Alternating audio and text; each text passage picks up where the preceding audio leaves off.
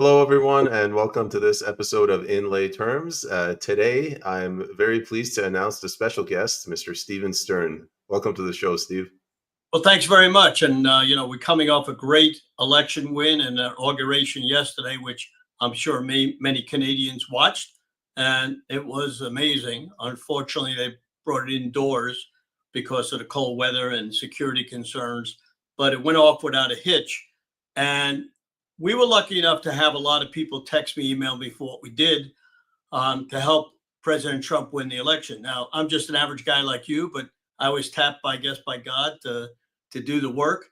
And we're going to tell you how we did it and how everything happened. So we're going to first talk about two things: precinct strategy in the United States, which is one thing, and the other thing is election security, which in Canada probably is just as important because you have elections and you have a lot of non-conservative people up there. So we got to get more conservative people in. So what's precinct strategy and how did I get involved?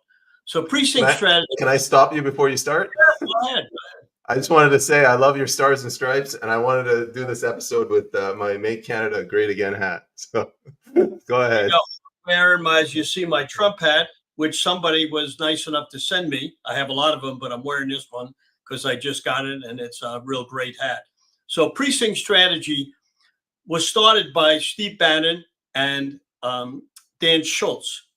They've been doing it for 14 years, and we're going to talk a little bit on how I got involved. So I'm the vice chair of the Broward Republican Executive Committee, and that's precinct strategy, because precinct strategy is the county committees, the executive committees, all the different type of things to get involved in that. And if you're in Canada or in the United States, I would get the book, which he's showing you, the precinct strategy. But Dan Schultz wrote a book, and this is the book. You go to Amazon and get that book. And why is that important? It tells you how to get involved. Now, whether you get involved in Canada or you get involved in the United States, it's kind of the same thing.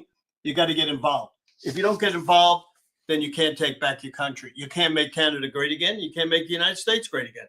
So we started about 4 years ago. What happened was I saw Dan Schultz on Steve Bannon. I called him up and I said, we got some great success stories here in Broward County. And I was the membership chairman for a long time. And he asked me how we got people involved. I told him. And I got on Steve Bannon about 3 or 4 weeks later. And their producer called me. And I always like to tell the story because it's a funny story. If you've never been on TV before or been on a podcast, certainly you're going to be a little nervous about that, even though I did speaking engagements. So the producer had texted me a couple of days, said you have to have Skype. I had no idea what Skype is. So we found out what Skype is. And they Skyped me and they told me I'm going to be on 10:15 on this particular day. Well, they Skyped me at 10:13. I get on and I'm listening during the commercial what Steve Bannon's saying in the background. Well, I figured I'd be on 10:16, 18. Well, about 10:45, they text me say they're running late. They had to put other people in. And, you're going to be a little bit later. So this goes on for a little while.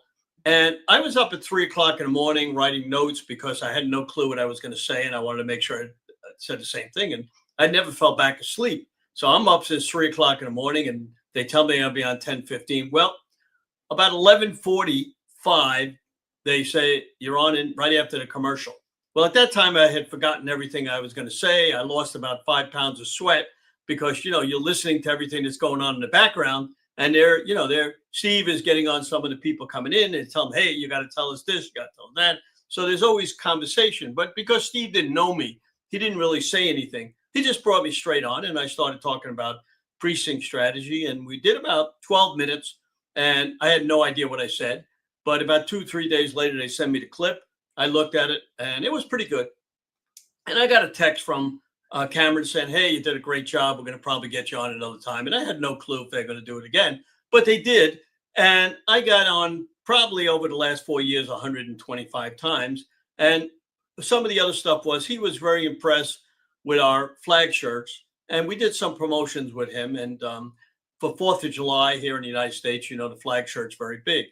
And Steve Bannon got very much in touch with me because I'm 83 years old and he knows that there's nobody 83, 81 80 when I first started getting on that can do what I can do. And why is that? Well, I started when I was 12 in business. And as you see my flag shirts, many people in Canada actually buy our flag shirts because we have US citizens there. And we're very close to Canada and we love Canada. I've been up there many times on vacation.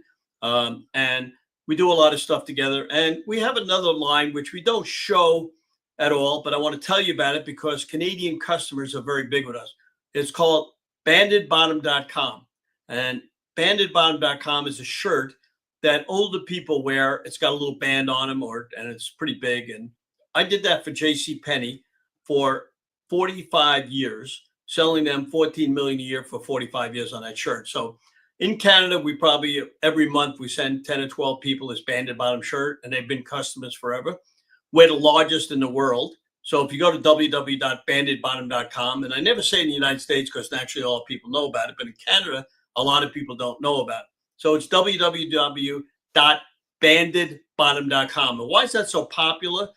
Because nobody else makes it. And a lot of people, that get older have different ailments and they need a shirt that doesn't get tucked in. So it goes over your pants. And a lot of people in the United States have gun permit carries and they wear that under. So you can see the little band on there. And you probably the first show that I've even told anybody about it because we do so good in Canada. And you cannot find this shirt anywhere but us. We're the largest in the world on this thing, and we sell them as far as London. Many, many countries buy this shirt. Mexico is very big with us. So it's a big item that we do. So let's get back to our precinct strategy. And as you see a couple of the pictures of myself and President Trump, and I'm going to tell you a bunch of stuff that happened. President Trump endorsed our precinct strategy. And how that happened was Liz Harrington, who was his spokesman at that time, she got involved with us with Steve Bannon, and we had a foursome conversation way back, maybe about 4 or 5 years ago. And she got President Trump to endorse precinct strategy. So 2 years ago, during 2 days before the 2022 election, a little more than 2 years ago, you see that picture behind me. And let's see if we have another one.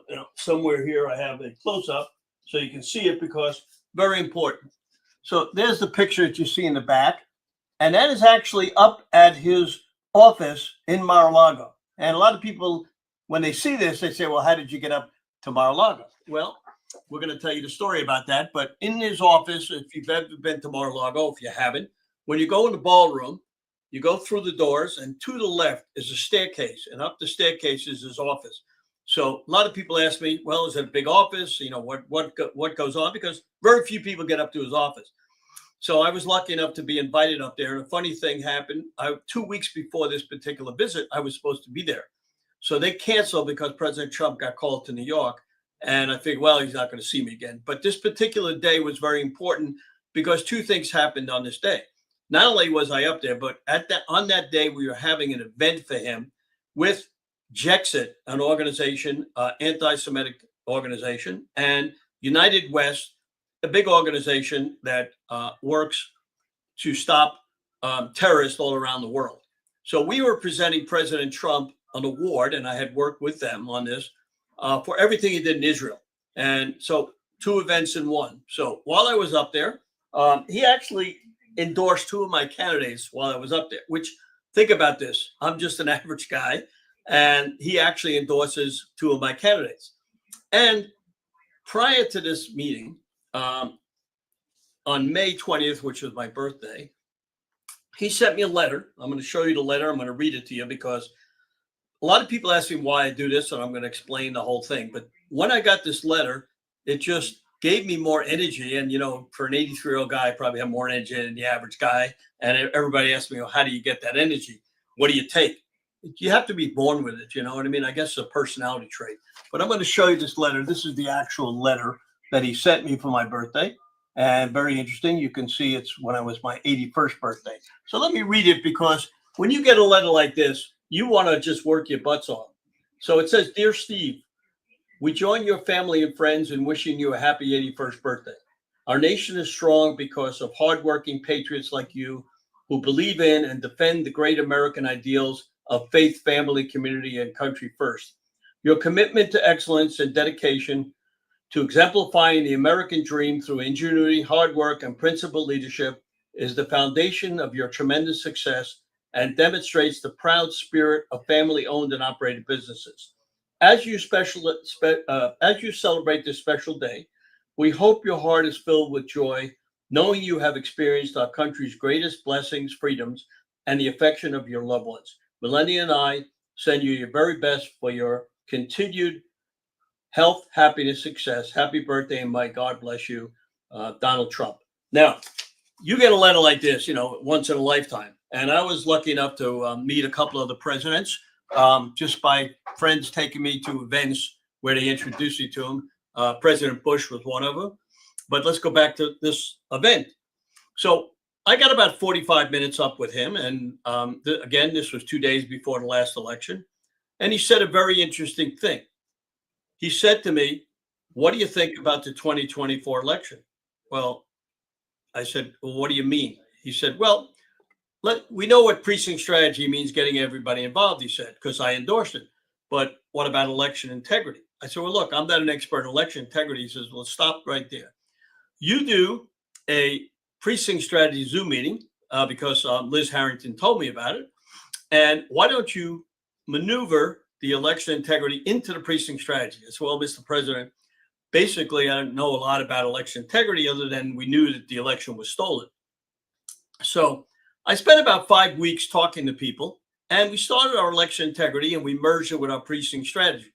And we got about 250 people on. We had 5 people talking about precinct strategy and 5 people talking about election integrity. But when I had the election integrity thing, I got a lot more people involved. So I realized that this was going to be a tremendous thing. But you have to do a lot of work because you've got to get the election security people to talk every time. And you got to find out and do research on this to find out who are the top people. Now, that takes a lot of time. And I was, running a business. I was involved in my local chapter and many, many other things. And so we had this election security thing going on. And about 8 months ago, before Steve Bannon went in jail, and I want to show you something because I think it's very important. Many of you watch The War Room, and I'm a big guy in The War Room. And if you want, Steve Bannon, we did a shirt for him when he went to jail, and we're still selling it. It's Stand With Bannon. If you go to www.standwithbannon.com, you could get your shirt.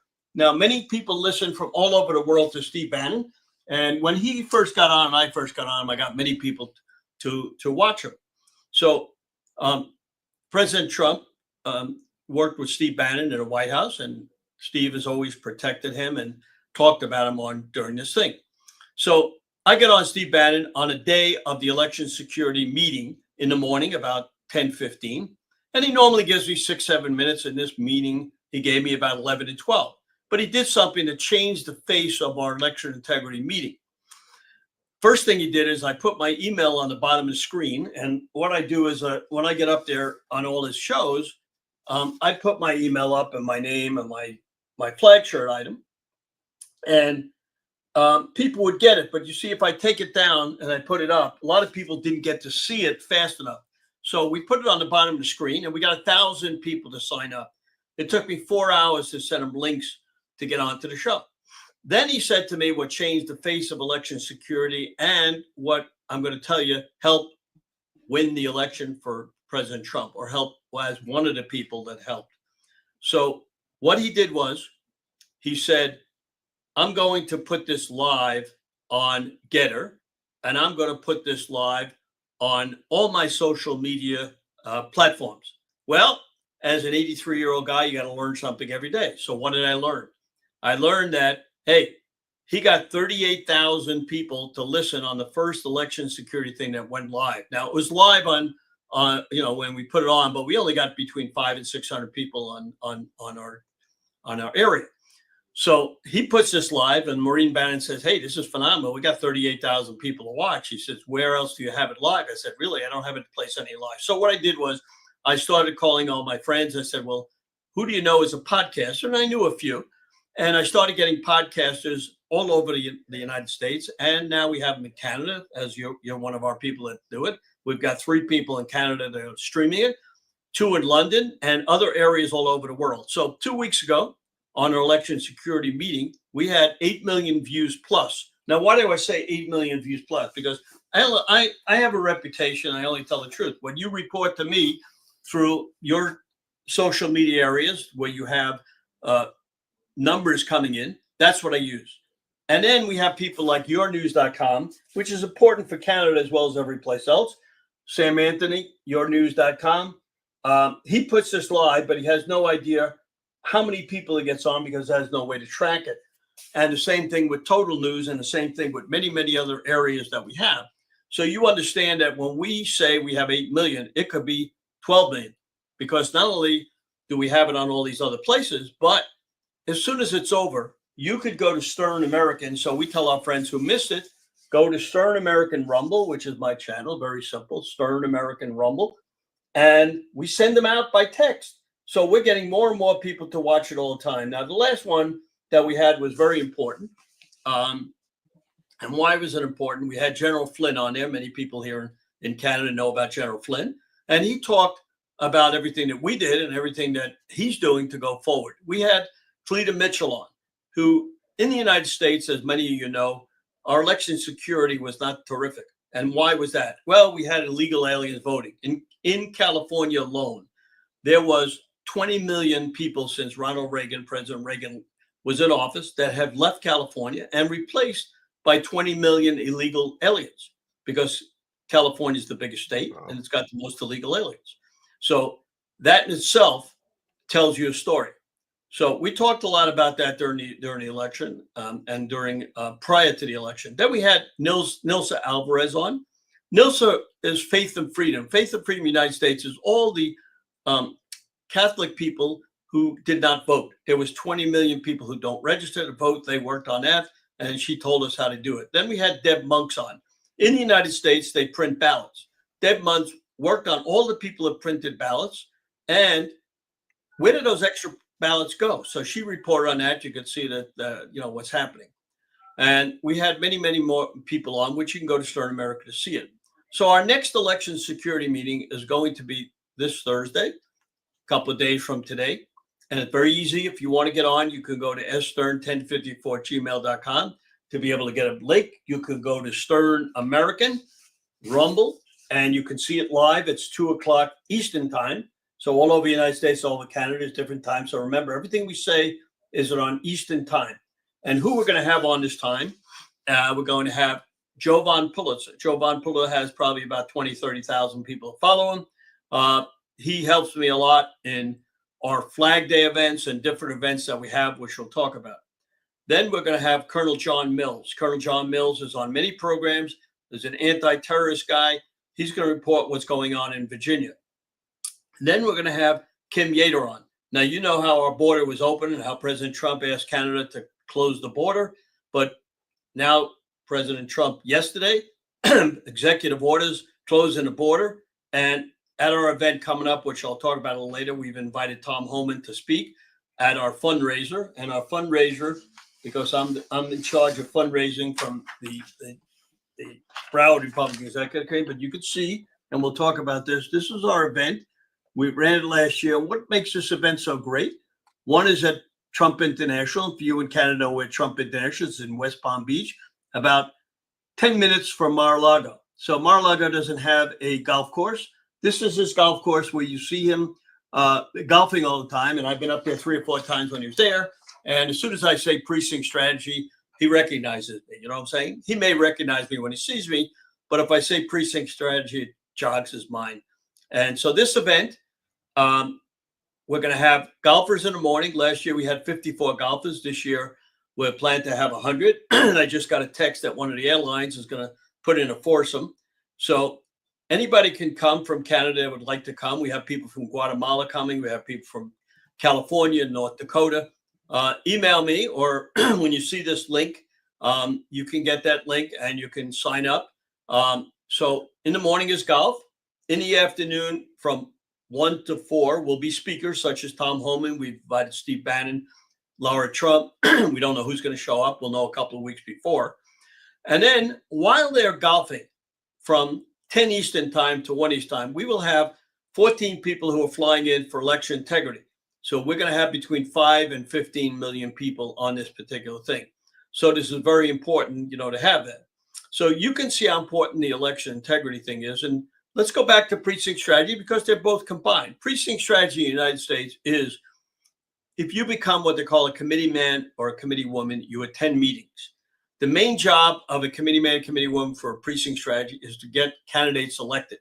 Now, you know as well as I do how tough it is to get candidates elected and to get conservative people elected. And hopefully Canada gets more conservative people elected. And hopefully President Trump has laid the groundwork for Canada to become a little bit more democratic and less socialistic.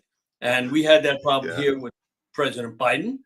They try to make the United States socialistic by TikTok. Now, a lot of people say, well, why did President Trump put TikTok in and what he's going to do? If we own 50% of TikTok, we will not allow them to throw the conservative people off. What happened was every time we posted on TikTok, they would cut us out. So if you own 50%, they're not going to throw us out. And he understands that because the young people, which is the most important thing, if I'm 83, we've got to get young people involved. Now, Charlie Kirk, many of you heard him. He's on Real America Voice with Steve Bannon. He got all the younger people involved, and that turned the election. So getting back to our election security meeting coming up this week, we are going to do this in honor of Tina Peters. A lot of people don't know who Tina Peters is, so I want to let your Canadian audience why we're doing this in honor of her. She's a Gold Star mom, which means her son got killed in the war. She is a grandmother, and she got put in jail for 9 years because she was involved in the Colorado Department of Elections, and she tried to save the data, of which they told her not to save the data, and they put her in jail for numerous things that nobody else would ever be put in jail for. So we're waiting for word from her best friend's husband, who's a priest who goes up to see her, to see what President Trump's going to be able to do. So in the United States, he could give her a pardon for anything for the government area, but he can't give any pardon for the state. But he's going to speak probably to the governor of Colorado and try to get a pardon for her. So we had planned to have people talk about this. And Joe Hoft, who's coming on, he's going to talk a little about her and tell everybody what she did to get this ridiculous. Can I ask you a question? Yeah, of course. The governor of Colorado, Democrat or Republican? Of course, Democrat. Colorado is a blue state. And I can tell you that we try to help Colorado, but even the Republicans are weak there because they got buried just like California. So we had a girl in California, the same like Colorado, call me and said, can you help turn California red? I said, well, listen, I'm good, but I'm not that good, but let's try. So Tina Saline, who's my contact there and had called me, she had watched me on Bannon, so all the stuff with President Trump. She got together with me and we spent 6 months on doing a couple of things. I didn't go there, even though I go to California every year for the last 30 years. My son played tennis for one of the schools in California, so I went out there a lot. I was involved in tennis all over. I was the secretary of the Florida Tennis Association. I've been involved in many different things, and you have to do that to be able to get a reputation and get people to, to let you know. So we talked to 100 people in California that gave me 1,000 people that gave me 10,000. Now I didn't speak to all 10,000, but they represent 10,000. We started interviewing. If you go to Stern American Rumble, you'll see all the interviews I did with all the candidates in California that wanted to be interviewed. And it helped. And we learned a lot about California. The problem in California, they send out mail-in ballots to everybody. Now, it's so crooked out there that in Orange County, where my son played tennis, that's a Republican area. This last election, we lost the Congress people in Orange because 3 weeks after the election was over, they were still counting ballots. Now, naturally, our people in Orange were up 10,000 ballots. Then a week later, they were up 8,000. Then 2 weeks later, they were up 4,000. And then 3 weeks later, they were down 500. Well, that tells you something. So President Trump, Cleta Mitchell, Mike Lindell, we're all working with him to be able to change the way we do things here. And they will be talking about that on our Zoom meeting. Also on our Zoom meeting for election integrity, what we try to do is we try to get one podcaster on. I try to give all the podcasters a communication way. So my job is to bring people together. I'm not an expert in anything. All I do is bring people together. So Will Johnson will be on there. He's one of our podcasters. And, we have so many podcasts, and naturally it's going to take us a long time to get everyone on, but we're going to try and get as many on as we can. Then we're going to have Greg Stenster on. Many of you don't know who he is. He's in Pennsylvania. He's on every time. Why is he on every time? He has a lawsuit in the Supreme Court of the United States showing all the fraud from the 2020 election, 359, think about this, 359 pages. And that's how we lost the last election. And we're going to have on Linda Sinkowitz. She's in Colorado, fightvoterfraud.org. And she shows you how in many states people voted twice. She'll give you the data. Actually, you're not going to get the data in Canada, but if you wanted it and you're listening from the US on this particular podcast. And talking about podcast, Fox News about a month ago said one of the reasons why the election was won is because people started listening to podcasts all over the United States. And podcasters have now become the important way to get the news out. So that's why I'm working with all the podcasters, because we want to give them a voice. Now, when I come on your Zoom, you're not telling me don't talk about the machines, don't talk about this. So we're able to tell you the truth. And that's so important. So we're going to have Kim Yater on. She's in San Diego. She's going to be talking about the border and what Tom Homan and everybody else is doing to close the border, because we've had between 10 and 20 million people coming into this country. Now, if you had 10 and 20 million coming into Canada, what would do to Canada? They would, destroy Canada. And they've destroyed some of our towns. And thank God for President Trump. But one of the most important things that we're doing is working on the 2026 election, because in the United States, if you win the House, the Senate, and the presidency, in the next election, you sometimes lose the House, or many times, because people say, well, this guy's doing too much and we want to make this kind of even. So we have to be very careful. And we're going to have some of the people talking about how we're going to be able to save the 2026 election. We're going to have Aubrey Campbell in from Texas, who worked very hard on saving Texas. We're going to have Leah Hoops on, who has a bunch of lawsuits, and she's going to be telling you how we're going to do it. Then we're going to have a big guy on, Stephen Gillen, who's going to be talking about precinct strategy and election integrity. And he's going to tell you about, in New York State and in New York City and the surrounding areas, he's going to try to get 39 or 40 candidates running who never ran against the Democrats. They let the Democrats win all these elections without anybody running against them. So thank God he did it. And I just did a nice tape for him. So you could see, just by you telling you people, and we have Catherine Engelbrecht on a lot of times. We have Michelle Swinnock. Michelle Swinnock is in Arizona. Many of you heard how Kerry Lake lost the election. Well, if you go to savemyfreedom.us, Michelle Swinnock, who I've worked with for many years, will tell you how we lost that election and where the cheating was going on. So again, we're going to review now some of the things in the United States that are important. This is an important group, Moms for America, and you guys should have Moms for Canada. So I'm telling you, if you don't have a Moms for Canada, you should get it. Why? Because the school boards here are very important. And the Democrats have locked in many school boards where it really hurts. So Moms for America has 500,000 people in the United States, and they are helping to turn the things going on.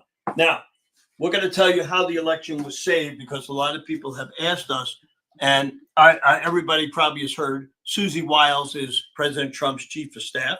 She sent me a text saying, thank you for all you did. McGinley, who has worked with President Trump as one of the attorneys, sent me a note thanking me. Steve Bannon sent me a note. I will be on a program on Real America Voice on Wednesday night, tomorrow night, talking about the election term. Wayne Root, many of you have heard him. He sent me a nice note, and many people still sending me notes saying this. And you want to understand what happened. And I didn't even know this was going to happen. So as I got on, I did 134 podcasts. We have 142, I think, or 144 now. I think I've gotten on 132 over the last 4 months.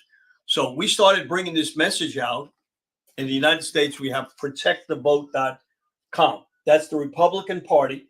And I showed this on every show, on Real America Voice, on One American News, wherever I was at, every podcaster. And I got them about 30 or 40,000 poll watchers and poll workers.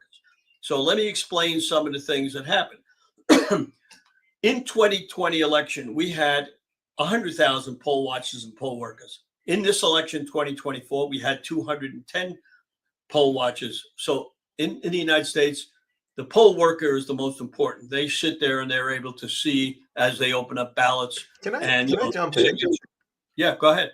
I just have a couple questions for the Canadian audience. These are going to be basic ones, but let's take it from the top. The precinct strategy, would it be accurate for me to say that it was a grassroots movement to kick the rhinos out? 100%. So there's 400,000 slots in the Republicans, 400,000 slots in the Democrats. The problem is we 4 years ago had 200,000 people involved. Today we have 210. So in all the shows that I've been on, and many, many shows, believe me, I can't even count them, we've asked for people to get involved. Now, in the 2024 election, we got them involved in many different ways because the country in the United States and around the world, if we didn't get President Trump in, this world order would be crazy. Now, you see what President Trump has done in the first day. He's got 200 executive orders. Think about that. Yesterday, he signed 200 executive orders. Now, Biden signed 25 on his first week. So all these executive orders are doing what didn't do before. Now, we want to talk about inflation, what President Trump is going to do about oil. A lot of people don't understand that oil is the main factor in the inflation period. And why is that? Because everything is driven by oil. When they drive your food to the supermarkets, if they're paying $3.50 US to the gallon against $1.80, right away it ups the price. And everything and everybody uses oil to heat heat. Everything is involved in that. So President Trump is opening the spigots. And when he was there before, gas prices were like $1.75. Today they're like $3.45, $3.50. In California, it could be as high as $5.70. I'm not sure what they are in Canada, but we know they're all higher everywhere. That's the first thing. The other thing is inflation is also caused by what your dollar is worth. And because we borrowed so much money, and especially when COVID hit, every government had to borrow a lot of money to help their citizens stay in business and also to survive because of what happened. So all these things are being changed now. And let's get U.S. precinct strategy. So yes, every county in the United States has a precinct strategy. So we have executive committees, town committees, central committees. They're different, but they're all the same. And one of the problems we had for 4 years, we're fighting. In the United States, we have rhinos, we have establishment people, and we have MAGA people. So the MAGA people started on the bottom to replace the rhinos and the establishment. Exactly. That's what I meant. So the precinct strategy is not part of the Republican Party. You're coming from the outside and you're just cutting across and taking it back. Right. So it is the Republican Party, but here's a bigger problem. Over the years prior to Trump and the Republican Party getting together this time, we had no communication. They were in charge of us, but the hierarchy, Ronna McDaniels, who was the head of the Republican Party, would never answer a phone call. None of her people would do it. And they screwed up our country. Now that Laura Trump had come in and Michael Watley and President Trump's people, it was better, but still not good. We only got about 20% communication. And through that communication, I was able to try to help save the election. And again, I want to explain to you why this happened. When Steve Bannon put it public and I started getting the podcasts, people started to learn what to do about the illegal aliens voting, about early voting. So this, the Republicans have been always in the United States, people that voted on election day. Not that they didn't vote early, but not the percentages that we did this time. So when we voted early, we started getting results that we were ahead of the Democrats. So people knew if they waited till the end, they would be good. But what happened in the 2020 election was that areas like Arizona, they stole it and they jammed the machines, and people would wait online for hours and they'd say, I don't want to wait online anymore, or And so I tell people it's not always great to do it on election day unless that's the only day to vote, because here's what can happen. You wait till election day. One, your employer doesn't allow you to go out to vote. You have to work. You're out of town. You get sick. It rains. It snows. Whatever could happen could happen. So you lose 5% of the vote. Now, if you lose 5% of the vote, you could lose the election. So this election, we voted early.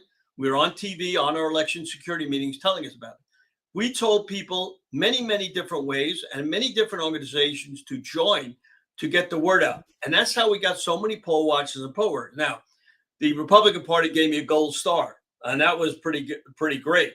And, I want Canada, which I love, to make Canada great again, just like we got to make, just like you're wearing your hat. But now we got to get a person to represent Canada to get to be the prime minister to make Canada great again, because I know President Trump will be glad to help. And that's the first thing that we got to do. So you hear some of the things we've got to do. And I want to get back to let you know what the precinct strategy also does. So not only do they attend meetings, and the funny part about it is, because this is tragic. When I first got in 20 years ago, and I tell the story all the time because this happens even today, it took 3 months before somebody called back. Can you imagine that? I made the phone call. I'd like to join. Nobody answered the phone. 3 months later, they finally called back and said, oh, yeah, we're sorry. The person was sick, blah, blah, blah. And I said, well, I need an application. Now, unfortunately, 20 years ago, it wasn't online. So they had to mail it to me. Took them 3 months to mail it to me. So now it's 6 months before I get into the party. And, here's a guy who wants to volunteer. If we take 100,000 people like me, it could take 6 months. You lose 6 months. Now I get into the meeting and nobody talks to me. I go to the second meeting. Nobody talks to me. They don't tell me what to do. They don't get me involved. So I went up to the chairman and I said, Madam Chairman, I'd like to take over the phones and I'd like to be the membership chair. Well, on the phones, there was 186 messages, which I called everybody I could reach. And I told them, unfortunately, the person was sick. I used that as an excuse. Who knows why they didn't call. And I got 36 new members because I was the membership chair. And that's how I knew that we had to do this all over the country. So that's how I got involved in that. So as a precinct committee man, which I am, you become a person that can vote. You get candidates elected. You sign up voters. In the United States, we got to sign up people to vote. There's many people that aren't registered. You can become a poll watcher, a poll worker. You can make phone calls. But the best thing is you get friends. You also get business acquaintances. Now, I can tell you over the years on my flag shirts, I have sold hundreds of shirts to the people in our flag, in our committee. And, a lot of people say, well, we're talking to Canada. Will Canada buy American flag shirts? Well, we have a lot of Americans living in Canada, and they love at 4th of July to show off their flag shirts. So we do ship a lot to Canada, where we have everything from hats to everything else, to gloves, to masks, to shirts, women's, men's, children's, infants, everybody else.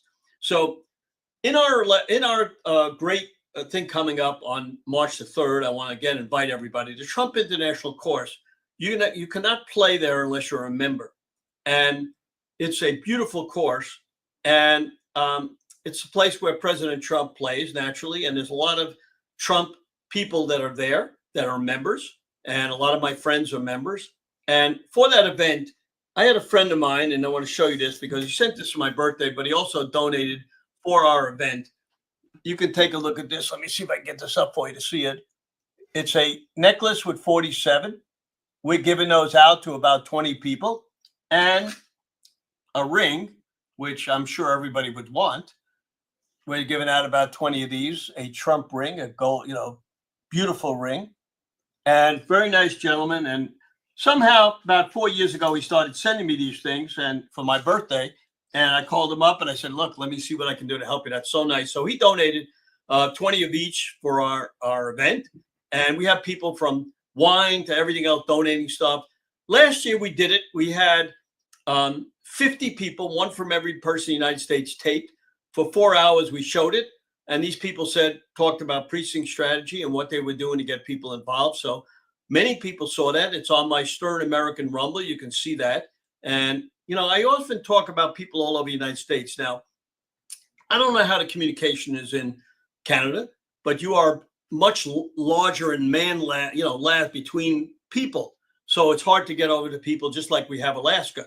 Alaska, part of the United States, is very difficult to get people involved. They like to stay with themselves and they don't get involved much. So we have a lot of problem out there. So what I tell people in the United States, we have to have people communicate. We have a person in South Carolina, Jeff Davis, Olga Davis, and they have every day they send an email out with what's going on in South Carolina. And that's the only way to get communication, because what I found out that the person in New Hampshire doesn't tell us what's going on in Florida. Florida doesn't tell what's going on in California. So I try to bring that information out all the time.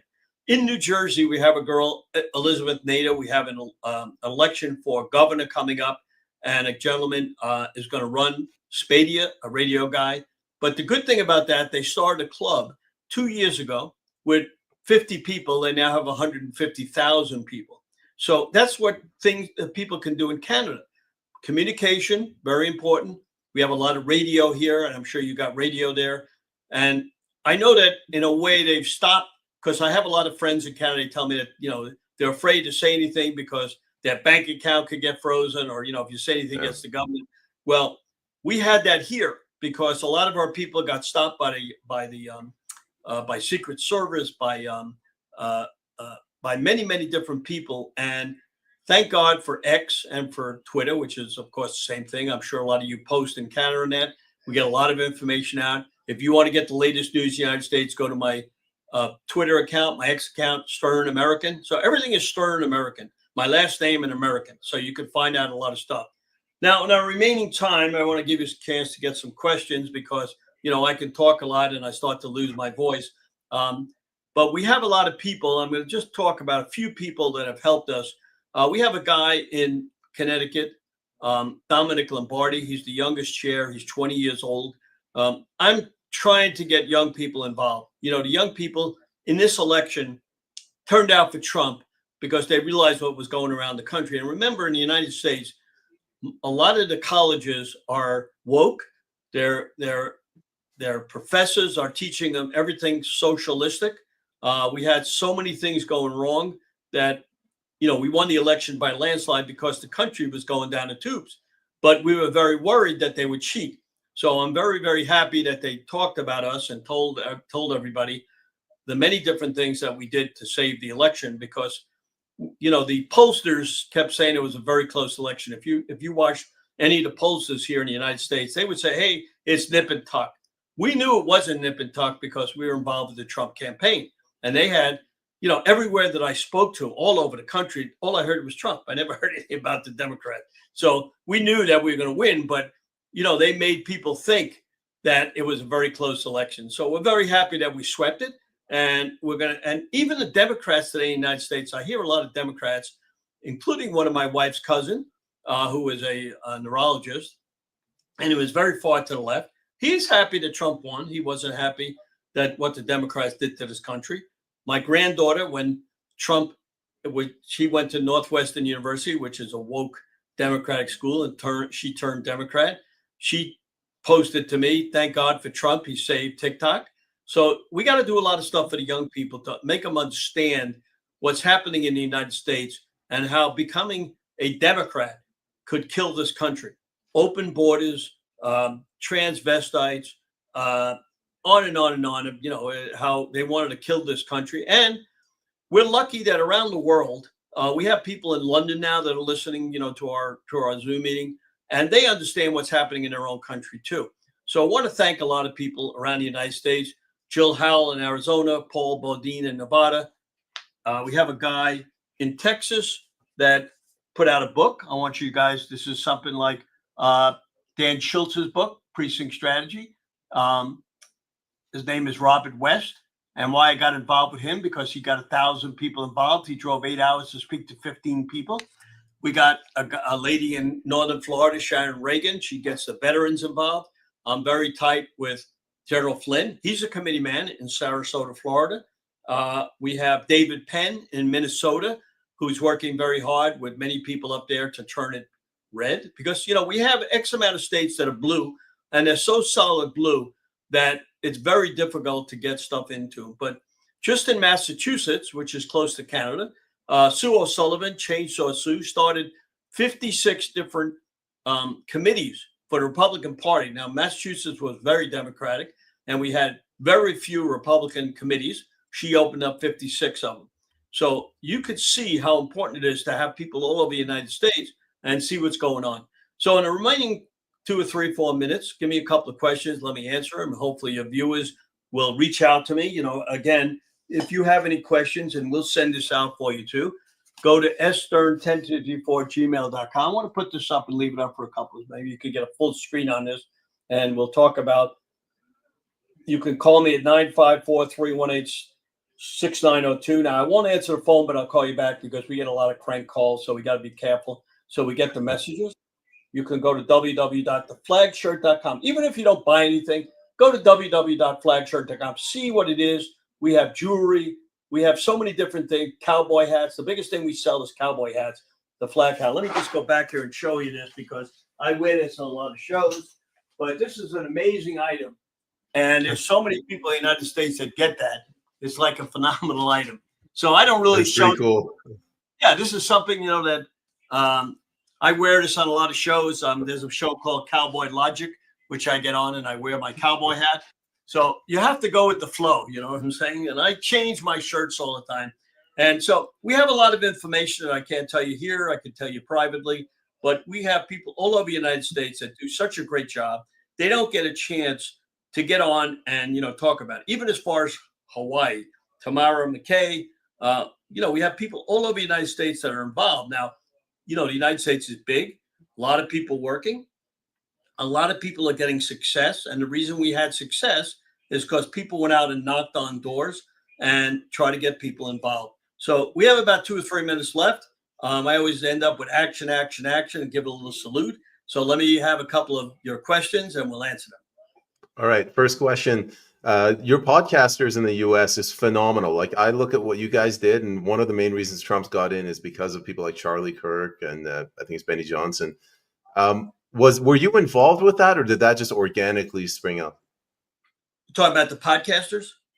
Yeah, like they did a phenomenal job because your media was silencing you and the podcasters got your message out. Well, I mean, podcasters started doing this about 4 years ago when they saw the Democrats get in, how the election was stolen. So the question was, how do we get the podcasters to get an audience? In other words, you may have 100 followers or 500 or 1,000, but you want 10,000. So we talked to Melissa Redpill. She has 57,000 people. We talked to Cloud Hub. They have 100,000. So we got all these people to join with us, and we bring people together. I tell everybody about other podcasters, so you could get on another podcast and they can get on you. And that's the way you bring it out, because we'll take this podcast and we'll send it out to all our people. So therefore, other people get to see your show. If they like your show, they get on it. So we spread this around the country. And that was one of the, like I said, Fox News said, hey, you got on so many podcasts, and many people got on podcasts that they did it. Now, there are bigger podcasts that have huge audiences, but they're not grassroots. You know what I mean? They may get President Trump on, but they'll never get a guy like me on or a guy like you on. So we have to spring through the podcasters that get the grassroots people on. And that's what I do every day. I call every podcast, say, hey, do you have somebody else who can do that? We got on, there's a station, Patriot TV, patriot.tv. Do you know about that? So your audience want to get on Patriot TV. Patriot TV, where we just did a commercial. We're sharing with them our flag shirts. We're getting on every show. They have 27 different shows. They're on all the time. And there's other people like that. So the people that cooperate with us, we cooperate with them and we bring them on. You know what I mean? We tell everybody about it. We have 100,000 people that are on our election security email list and text list and every other list. And we're sending information out on a continuous basis. If you go to Stern American, I put all the podcasts on there so you could see it. So X now is the most important thing. That's bringing out a lot of live podcasters. Yournews.com. If you go to yournews.com, they show many podcasters live. So that's how all this is getting out. I mean, there's many, many different ways. Facebook, Truth Social, Getter. There's so many different areas that are doing that. And when the Republicans said we don't have mainstream media as well as the Democrats, that's not true. We have, we had Fox, we had Newsmax, we had many, many different areas that I don't know why they say that, because we have a lot of area to get the news out. And that's what happened between the mainstream media of our, the Fox Business, One American News, what do you call it? Real America Voice. I mean, I call them mainstream media because we have millions of people watching them. So our voice got out, and it's getting out better. And what I'm telling people, 2 days after the election, I got on one of the programs and I said, hey, don't go to sleep. It's very easy to win an election and say, okay, President Trump's got all these things and the world is always going to be great. But in Iowa, about 2 years ago, they had never lost the school board. They went to sleep, they didn't vote, and the Democrats came in and took over the entire school board in every place in Iowa. So if you go to sleep in the 2026 election, there will be a Democratic House. So let's get people opening up in every area. And the same thing in Canada. If you don't get involved, it's not going to happen. And people say, well, we're in a rural area. Well, you got a phone, you got an email, you got a computer, you got a laptop. You can share the word because the word has to get out. Now, I know that excuse me, Canada doesn't want to be socialistic. So we got to get the people out there and get their voice out there. Don't go to sleep. Don't say, well, they got all the news, they got everything. You got to reach up. You got to get the veterans out there. You got to get the students out there because students don't want inflation. They want to be able to afford a house. They don't want your borders open so everybody's coming and take their jobs. And they understand that you just need a leader like Charlie Kirk and some of these other people. You got to find the leader and you got to make that leader the leader and you got to help them and support them. And that's how things are going to go. Any other questions? Because I'm losing my voice. Okay, one last question. I want to see what your reaction is to this. I think you guys under Biden for 4 years, don't quote me on the number, but you've had about 7 to 10 million illegal aliens crossing. In Canada, in 1 year alone, Trudeau's brought in 1.2 million people. We're 1/8 of your population. That's like if you brought in 8 million people in 1 year. Do Americans realize that Canada has actually got a bigger immigration problem? Well, the first thing I want to correct you. There's 20 million people that came in this country and maybe more. And I'm going to explain why. They were taking people by plane from countries. If they paid their airfare, they were able to come in every night in Miami, in Atlanta, in New York City, in many, many areas of Phoenix, Dallas. Every night there would be a plane coming in from a country with illegal aliens. And they didn't, those were like under the sky. Then all the getaways, we don't even know how many people came through. So how do you count how many people have come through your border? It's impossible. Now, my guess is between 20 and 40 million people came in. That's my guess. Don't quote me on it. Nobody really knows. But when they say 8 million, that's very untrue. Now, where are they all? You know what I'm saying? The United States paid $4,000 per person. Can you imagine how much money we put out and wasted? Now we're going to send them back. It's going to cost us $20 billion to $40 billion to send them back. So we've spent $20 billion to get them in here and $20 billion to throw them out. So we've lost $40 billion. Now, what I worry about, the Republicans come in, they do all this stuff. Now we lose the election, and the Democrats get in, they open up the border again. So we have to figure a way that this never happens, because if the Democrats believe in what they believe in, and a lot of these tech people believe in it, we are very lucky that they didn't blow up the Empire State Building or blow up something. Because if you looked who came in, many for fighting age, and many were terrorists, and many were Chinese, and many were from prisons. And, where are they all going? You know what I'm saying? I mean, there are cities that have tons of them. Think about, let's just say you're right, and it was 10 million that came in. Where did they go? You know what I'm saying? Because the United States is so big and Canada is so big, they get lost. You know what I mean? So, yes, people do realize it's happening in Canada, and a lot of them that came in through Canada filtered back into the United States. So they didn't even count those people, right? Nobody's counting the people that's coming in from Canada. They're only counting the people that came in from the border down there. I bet you there's no known amount that came from Canada back into the United States. Think about that. All right, Steve. I always like to end the show with a message of hope, optimism, positivity. What's your last final words? 200 executive orders. When you have 200 executive orders we are going to streamline the government. We are going to bring energy back. We're going to stop the war in Ukraine. We're going to stop the war in Israel. We're going to make the United States and the world a safer place. We're going to work with Canada to help them. We're going to try to buy Greenland. We're going to try to take over the Panama Canal. And because in 4 years, the Chinese have infiltrated everything. Do you realize that the Chinese own property next to many of our bases? And how the heck could the United States allow them to do that? So we are in deep, I don't want to use the word, but you know what I'm going to say. And we've got to filter all this out. Now, we're lucky that we have great people that Trump has got this time, because in 2016, he did not know the people. I am a little worried about the communication, because we're trying to get a word from the grassroots to the Trump campaign. This is the one thing that Trump doesn't do. He's not bringing the grassroots people into the Trump campaign. He's bringing the same, the people that are in his cabinet and in this thing. There has to be an open line of communication, whether it's through 10 people or 50 people or one person. Somebody's got to bring that information up, because on the grassroots, we know what's happening. Remember, every county in Canada, United States, they can visualize, and I've always said this, the people that deliver the mail. We have 375,000 children that are unaccounted for. Think about this. Where did those 375,000 kids go? Where did all the fentanyl go? You know what I'm saying?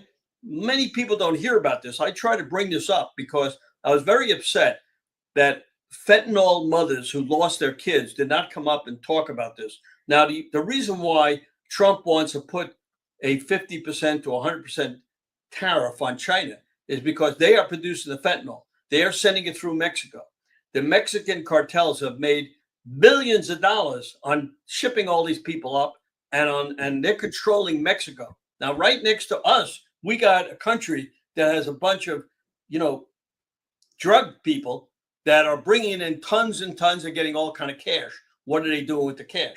So we got a lot to work on. Hopefully in 6 months, I'll come back on and we'll give you some better success. Thank you very much for having me. And let's make Canada great again, and let's make the United States again, because we're both great partners. Well, Mr. Stern, thank you very much for coming on, and best of luck in your future endeavors. Thank you. Bye.